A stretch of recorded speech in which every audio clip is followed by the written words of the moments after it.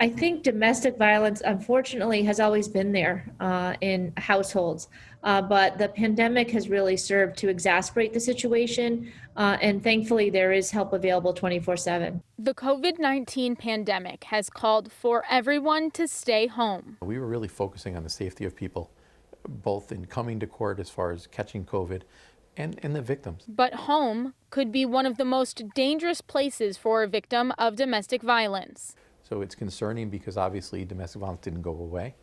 But I can say for a fact that whenever there was an application, whenever there was an issue with domestic violence, the prosecutors and law enforcement that we worked with, didn't stop because there was a pandemic. The court adjusted its practices to allowing for online applications for restraining orders. Allowing the victims and the victim's advocate to be able to, file a report with my office via email so that they don't have to come directly to my office.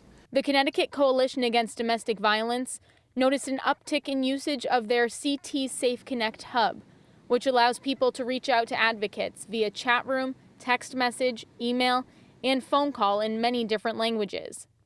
Contacts to the Safe Hub increased by 30% due to the pandemic. What we also know is that 60% of those individuals reaching out have never reached out to us before. Just like in many other situations throughout this pandemic, technology is proving to be a saving grace.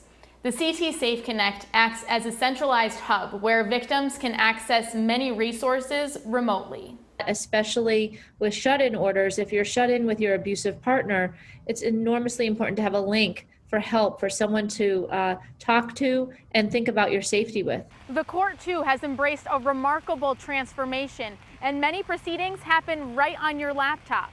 Judge Carroll said it best when he said that, we moved the court system of criminal justice forward, 10 years in probably 2 weeks. I think the use of technology is important.